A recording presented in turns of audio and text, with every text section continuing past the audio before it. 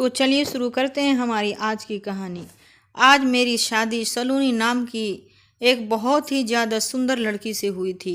वह न सिर्फ सुंदर थी बल्कि जवान भी थी और मेरे दोस्त कहते थे कि अपने से छोटी उम्र की लड़की से शादी करने का बहुत ज़्यादा फ़ायदा होते हैं। मुझे खुशी हुई क्योंकि मेरी पत्नी बहुत सुंदर थी और मुझे हमेशा से ही सुंदर पत्नी चाहिए थी, जवान भी थी।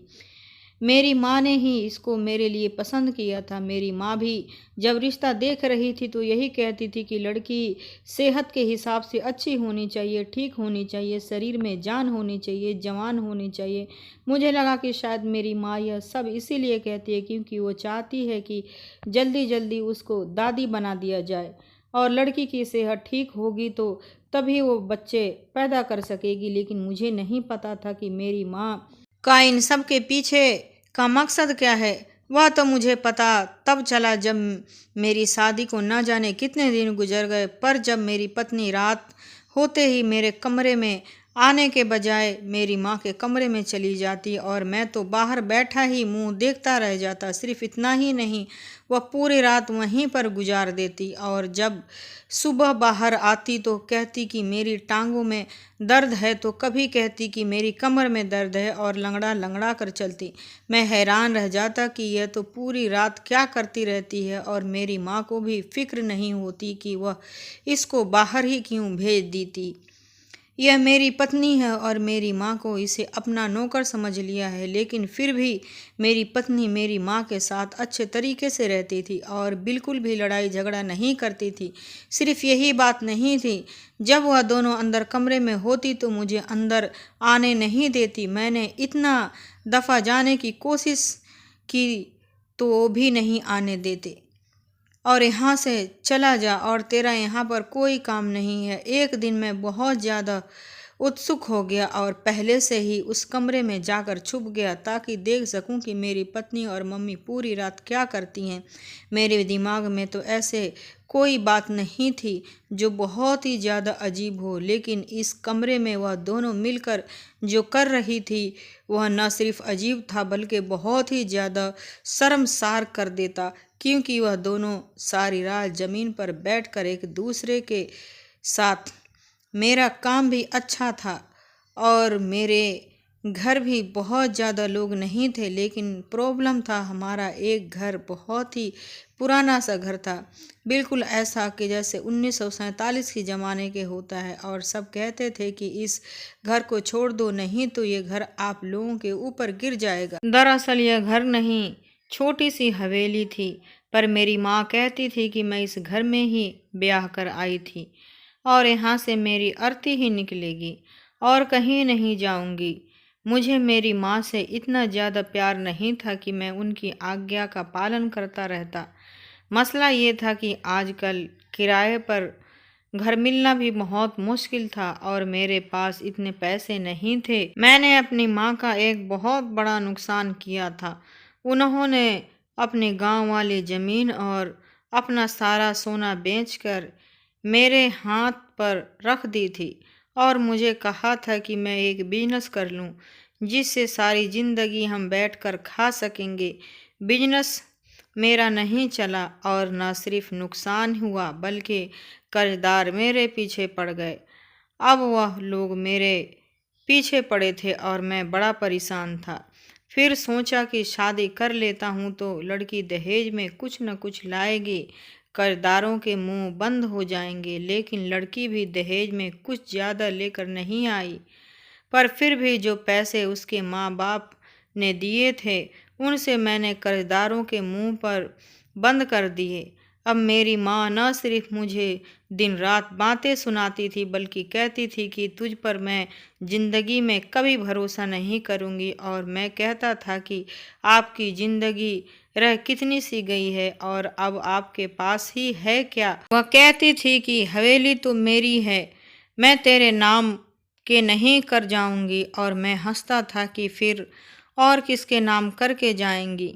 यह हवेली न सिर्फ वह हवेली बहुत पुरानी थी बल्कि इसमें अब तक पुराने ज़माने के सामान भी पड़ा था। एक बार तो एक टूरिस्ट भी यहाँ पे आ गया था और कहता था कि मुझे अंदर से अपनी हवेली दिखा दो तो मैं आपको कुछ पैसे दे दूंगा। और हमने उस दिन उससे डॉलर कमा लिए थे, वह भी सिर्फ अपना घर दिखाकर। लड़की वाले भी गरीब थे, किसी तरह से उन्होंने दहेज का इंतजाम किया था, इसीलिए इस बारे में कुछ बोल नहीं पाए कि अब आप लोगों का घर तो बहुत पुराना है। सोनाली अच्छी लड़की थी, वह मेरी जिंदगी में आ गई, पर हमारी शादी की रात हम दोनों ही बहुत थके हुए थे और वह मुझसे बातें करते हुए ही सो गई।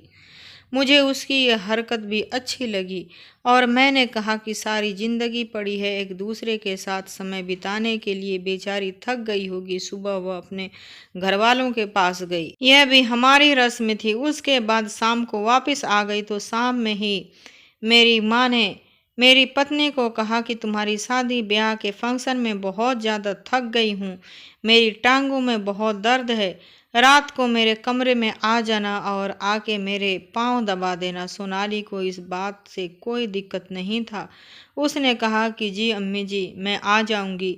लेकिन मैंने कहा कि आज की रात तो हमारी रात थी, अब तुम वहाँ जा रही हो। तो उसने कहा कि वह भी तो आपकी ही माँ अम्मी है, मेरी तो नहीं है, और अभी शुरू के दिन हैं। अगर मैं उनकी बात नहीं मानूंगी तो उनके दिल में मेरे लिए जहर पनपने लगेगा। आधे घंटे तक वापस आ जाऊंगी। मैंने कहा ठीक है, आधे घंटे तक तुम्हारी दूरी बर्दाश्त कर लूँगा। और दिल में भी यही सोचा था कि अच्छी बात है, मेरी पत्नी अगर मेरी माँ की सेवा करती है तो मुझे उसे रोकना नहीं चाहिए, नहीं तो घर का माहौल खराब हो जाएगा और परेशानी मुझे ही होगी। पर यह क्या कि मेरी पत्नी कमरे में गई और वापस आने का नाम ही नहीं ले रही थी। यहाँ तक कि 2 से 3 घंटे गुजर गए। मैं अपनी माँ के कमरे की तरफ गया।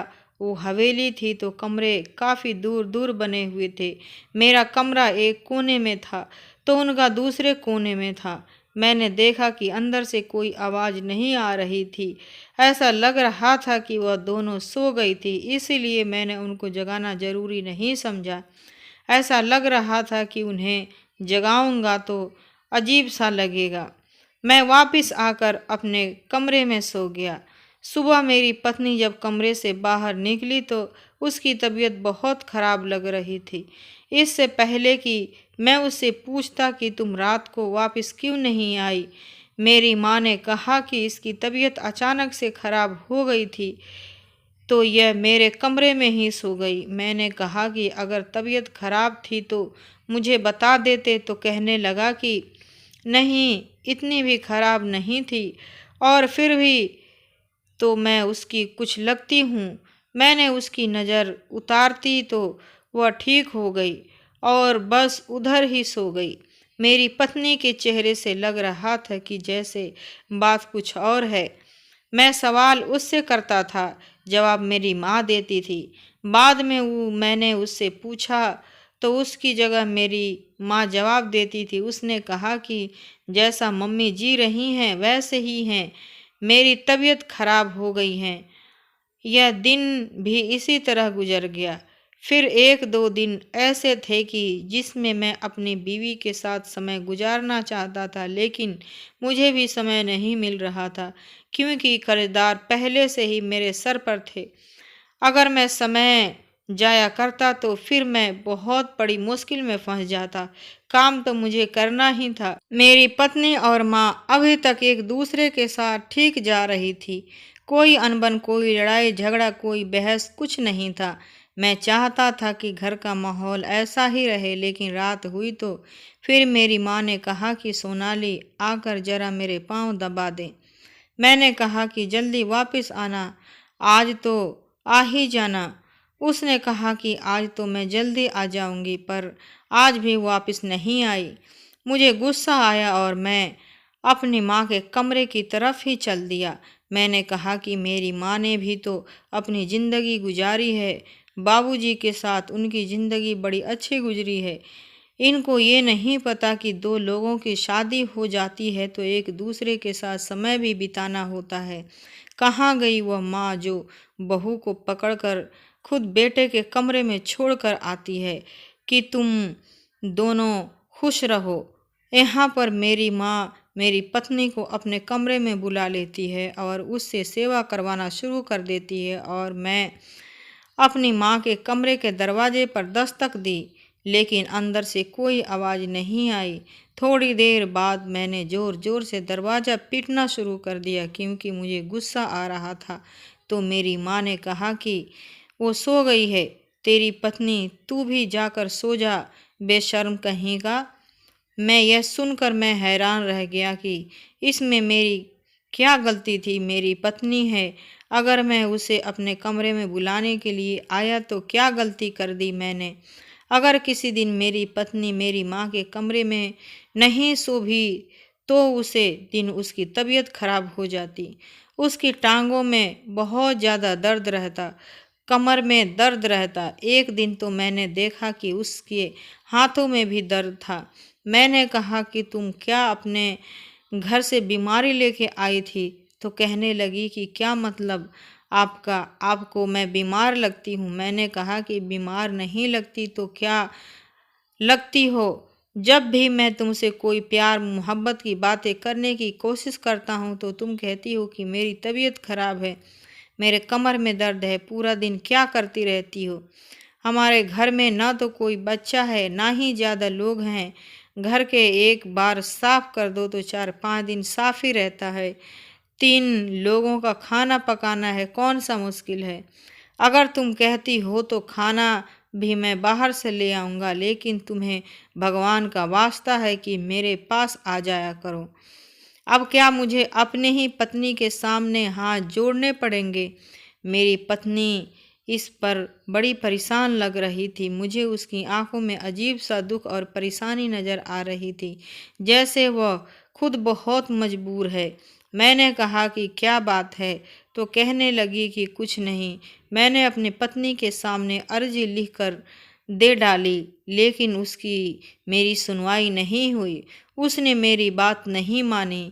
एक दिन मैंने उसे कहा कि माँ मुझे बुलाती रहे, तुम कह दो कि मेरी तबीयत खराब है। तो उसने कहा कि नहीं, मैं ऐसा नहीं कर सकती हूँ, नहीं तो उनको बुरा लगेगा। मैंने कहा, हे भगवान, पहली बहू हो जो अपनी सास माँ के लिए इतना परेशान हो रही है। लड़कियां तो शादी के पहले ही महीने में अपना असली रंग दिखाती हैं, तुम भी बुरी बहू बन जाओ। तो उसने कहा कि आप कैसी बातें कर रहे हैं? मुझे इस घर में आपकी माँ के साथ ही रहना है। आप तो सुबह जाते हैं, रात को आते हैं, पूरा दिन तो मुझे उनके साथ ही रहना होता है।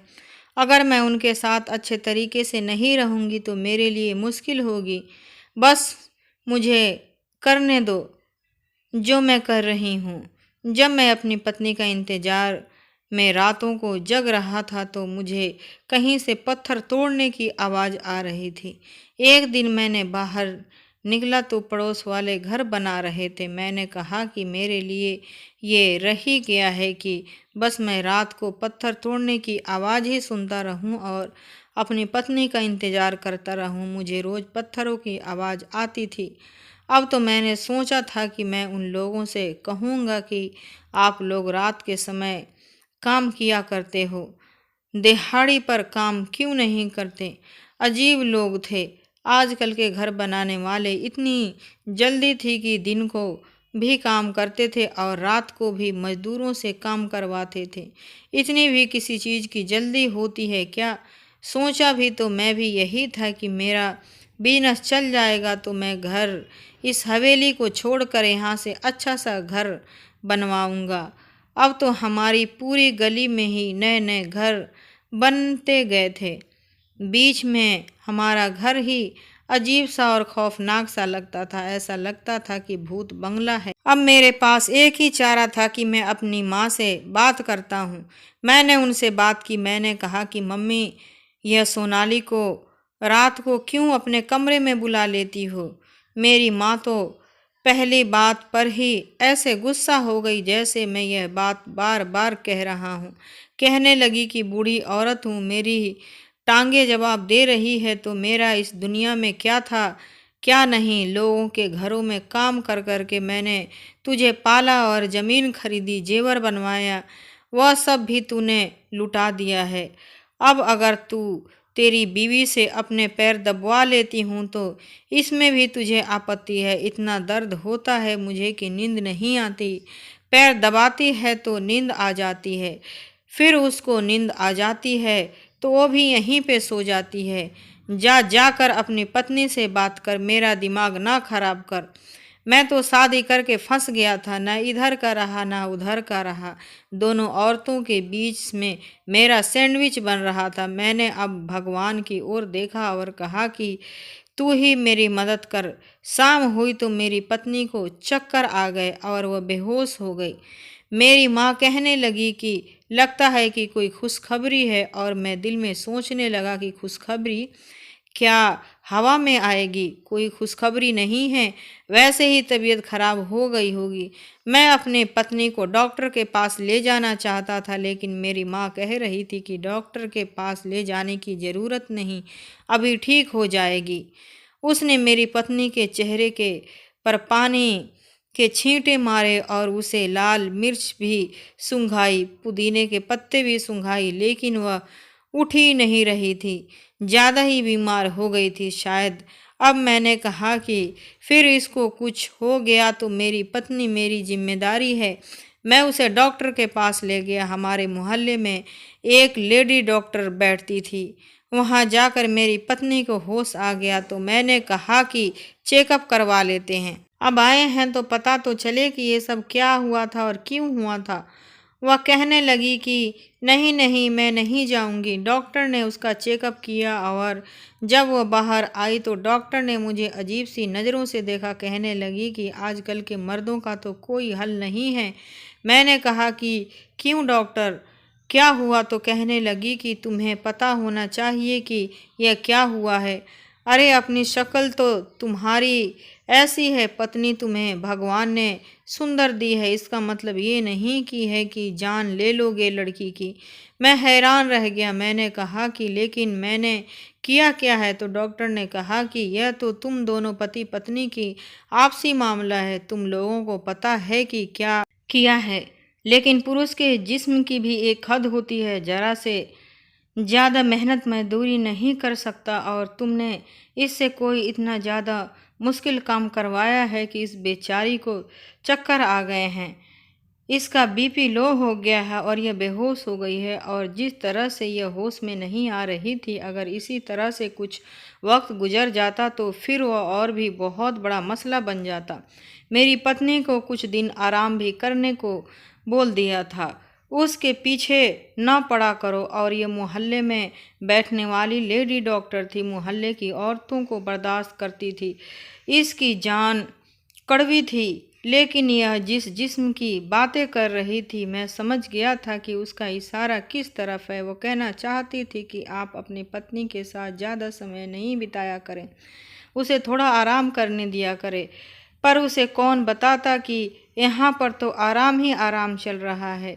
पर यह सोचकर मैं हैरान हुआ कि अगर ऐसी बात है तो फिर डॉक्टर ने यह सब क्यों कहा कि मेरी पत्नी को आराम करने की ज़रूरत है, और उसके हाँ साथ कुछ ऐसा ही हो रहा है, जबकि वह तो अभी तक ठीक से मेरी हुई भी नहीं थी, मेरे पास भी नहीं सोती थी। अगर मैं अपने पत्नी के बारे में सोचता तो वह अच्छी लड़की थी, खूबसूरत थी, मेरे साथ अच्छे तरीके से बात करती थी। मैं आता था तो मुझे खाना खिलाती थी और शाम तक हम लोग एक दूसरे के लिए बिल्कुल पागल हो जाते थे। लेकिन जैसे ही रात होती तो मेरी माँ उसे अपने कमरे में बुला लेती थी। और आजकल मैं देख रहा था कि मेरी पत्नी के चेहरे पर अजीब सा डर था। वह हमेशा डरी डरी रहती थी। एक दिन मुझे कहने लगी, आपको मुझसे कितना प्यार है? तो मैंने कहा, बहुत ज़्यादा। तो उसने कहा, फिर भी कितना, बताइए ना। मैंने कहा, क्यों पूछ रही हो? तो कहती है कि आप कहीं मुझे छोड़ तो नहीं दोगे। मैं उसे क्यों छोड़ता, वह तो नहीं। इस तरह का सवाल क्यों कर रही थी? मैंने उससे कहा कि नहीं, मैं तुम्हें कभी नहीं छोड़ूंगा, लेकिन वो हमेशा डरी रहती थी, मेरी माँ से भी डरती थी। एक दिन फ़ोन पर किसी से बात कर रही थी और मैं जानता था कि अपनी माँ से बात नहीं कर रही थी, शायद अपनी किसी सहेली से बात कर रही थी। कह रही थी कि मेरी सासू माँ ने मुझे बहुत तंग कर रखा है, मैं बहुत ज़्यादा परेशान हूँ और मुझे यह समझ नहीं आती है कि मेरा इस घर में वक्त कैसे गुजरेगा। यह तो मेरा पति अच्छा है, नहीं तो अभी तक हमारा रिश्ता भी दांव पर लग जाता। यह बात सुनकर मैं हैरान रह गया कि हमारा रिश्ता दांव पर कैसे लग सकता है। वह ऐसी बातें क्यों कर रही थी। जैसे ही मैं कमरे में आया उसने फौरन फ़ोन बंद कर दिया। मैंने कहा कि क्या बात है, किससे बात कर रही थी, फ़ोन क्यों बंद कर दिया। बात कर लेती तो कहने लगी कि मैं अपनी माँ से बात कर रही थी, मेरी पत्नी मुझसे झूठ क्यों बोल रही थी। उसे मुझसे झूठ बोलने की क्या ज़रूरत थी। बात तो वह अपने दोस्त से ही कर रही थी, बार बार उसका नाम भी ले रही थी, तो फिर उसने मुझसे झूठ क्यों बोला। मेरी माँ की हरकतें भी आजकल कुछ अजीब सी थी। वो इस घर को बेचने की बात कर रही थी। मैंने उनको किसी से बात करते सुना था। कहने लगी कि बस कुछ ही दिन की बात है, 2 महीने बाद मैं यह घर बेच दूंगी। और मुझे यह नहीं बताया कि घर क्यों बेच रही हैं, किस को बेच रही हैं। वह तो कहती थी कि इसी घर से मेरी आरती उठेगी। अब अचानक से यह घर बेचने की बात कहाँ से आ गई और मुझे बताना ज़रूरी नहीं समझा।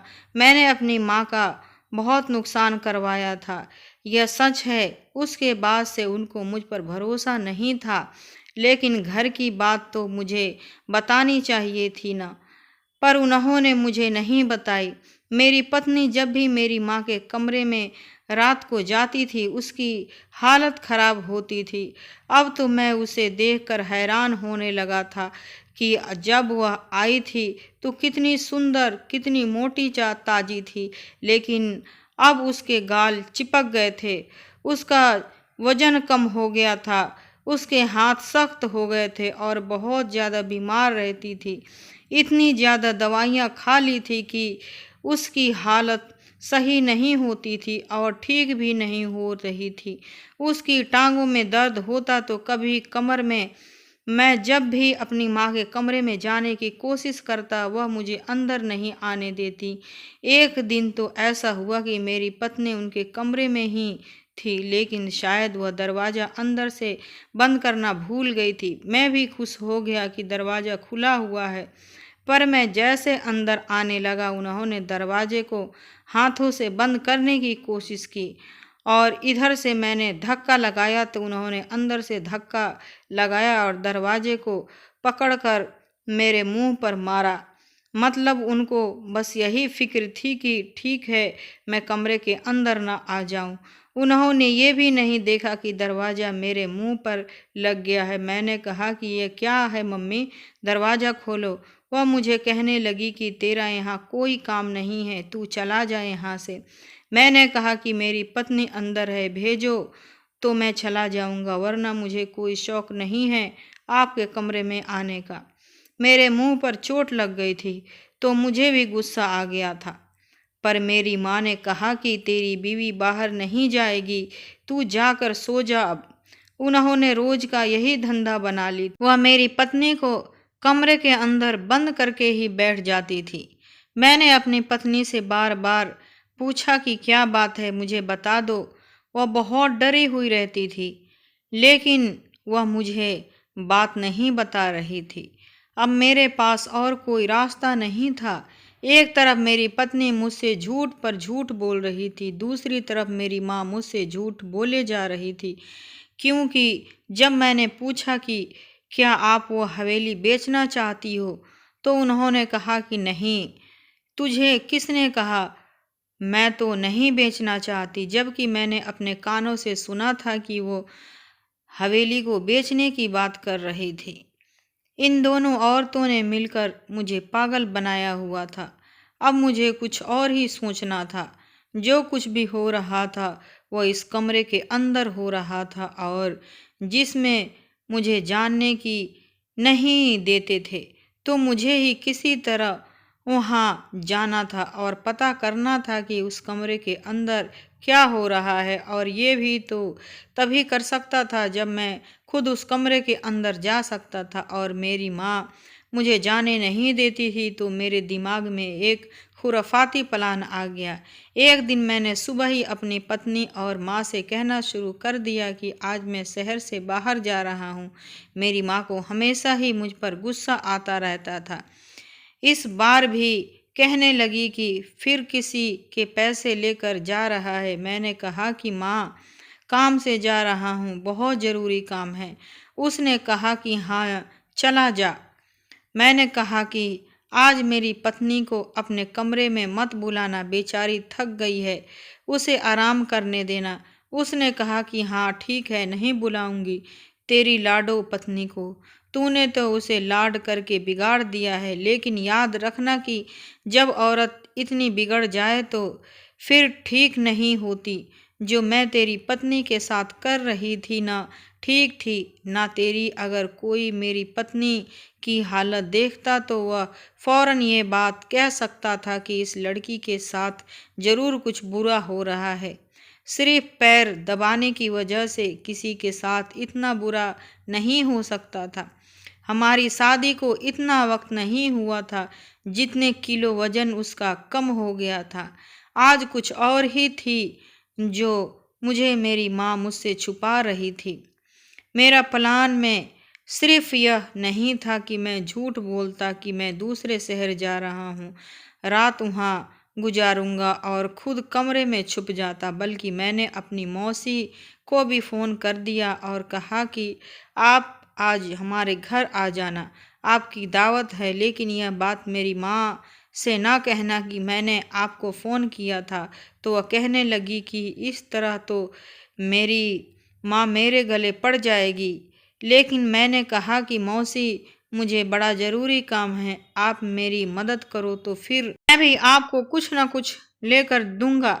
मेरी मौसी बड़ी लालची औरत थी। उसने कहा कि ठीक है, और वह घर आ गई। मौसी जैसे ही वह घर आई तो मैं पहले से ही घर के अंदर छुपा हुआ था। मेरी पत्नी और माँ उसकी सेवा में लग गई, उसके लिए खाना बनाने में लग गई, और मैं जाकर अपनी माँ के कमरे के अंदर छुप गया। मैंने अपनी माँ के कमरे में पहले भी आ चुका था, लेकिन आखिरी दफ़ा कब आया था मुझे याद नहीं था।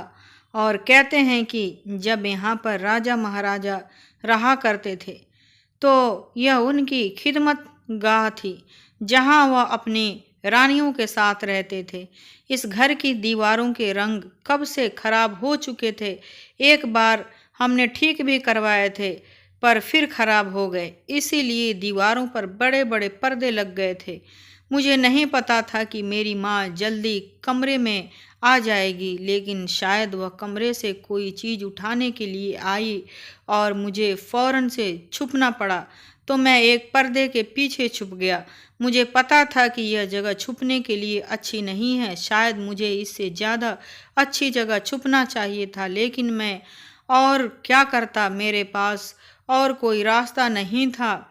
मेरी माँ ने पूरी ज़िंदगी इस कमरे में गुजारी थी, उसे बेवकूफ़ बनाना इतना आसान नहीं था।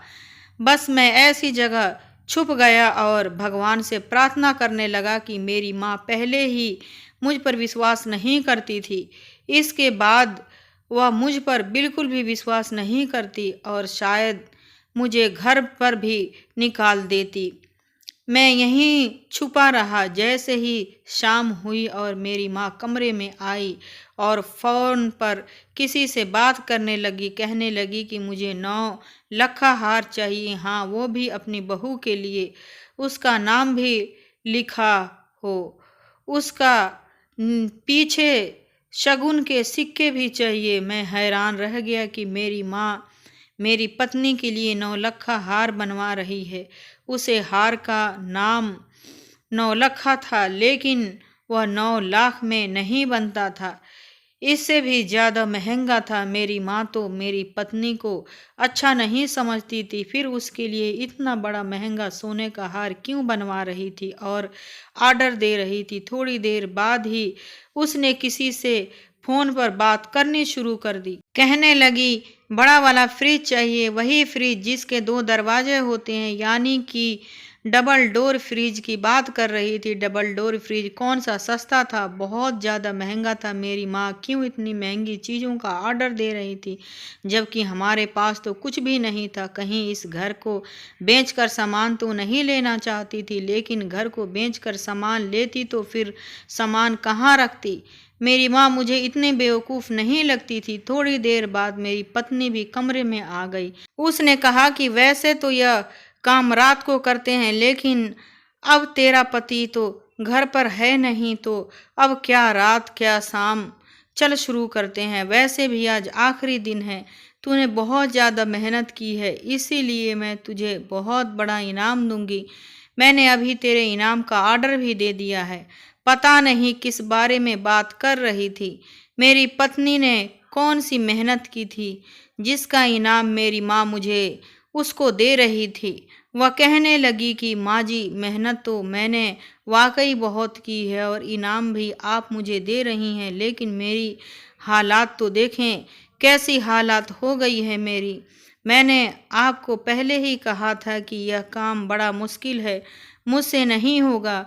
मेरी माँ ने कहा कि हाँ मुश्किल है, लेकिन फल भी तो इतना बड़ा मिल रहा है, और उसके बाद हमारी ज़िंदगी में कोई मुसीबत नहीं आएगी। बड़े से बंगले में रहेंगे, नौकर चाकर होंगे, गाड़ियाँ होंगी, तेरे पास सोने की गहने होंगे। तू जो कहेगी मैं ला कर दूंगी। तेरी आंखों में इतना दुख क्यों है? मुझे पता है तेरा बड़ा नुकसान हुआ है, लेकिन क्योंकि यह भी तो सोच कि मैं बूढ़ी औरत हूँ, मुझे यह काम नहीं होना चाहिए था। तू मेहनत ना करती तो ये सब कुछ कैसे होता।